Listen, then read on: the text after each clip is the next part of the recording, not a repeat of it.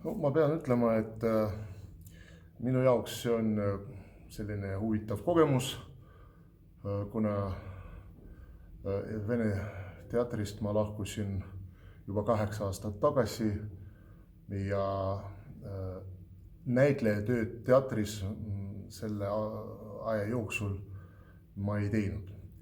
Ja põhjustest praegu pole mõtet rääkida, elu läks niimoodi, aga nüüd tuli selline ettepanek ja ma kaalusin seda ja otsustasin, et miks mitte ükskord proovida ja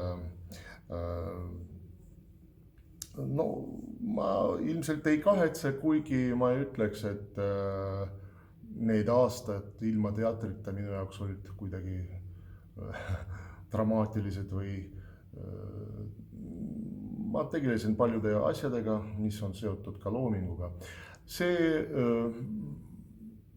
näidend, mis me pakume vaatajale, vanamoeline komöödia, selle näidendi autor on Aleksei Arbuzov, väga tuntud ja väga hea näitekirjanik, kes oli väga populaarne just sellel ajal, mis me nimetame nõukogude ajaks.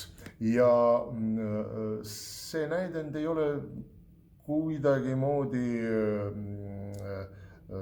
ideoloogiline, kindlasti mitte, kuigi tollel ajal paljud dramaturgid, näitekirjanikud just püüdsid panna sisse mingisugust ideoloogiat või niimoodi, aga siin on jutt 2 inimestest, mees ja naine.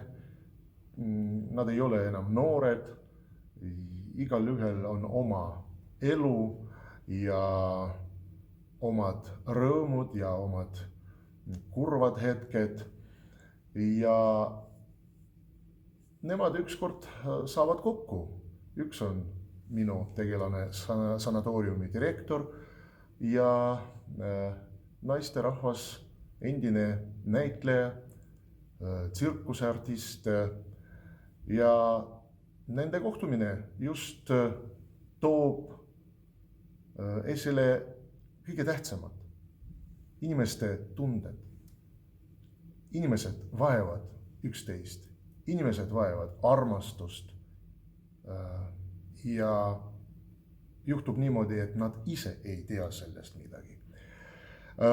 See on lühidalt ja ma usun, et see lugu on pisut nostalgiline, lüüriline ja selles, nagu juba mainitud pealkirjas, on ka koomilisi momente ja ma arvan, et sihtgrupiks võiks niimoodi öelda, muidugi osutub natuke vanem generatsioon, kelle jaoks kaasaegne teater on natukene võib-olla liiga moodne, eksperimentaalne.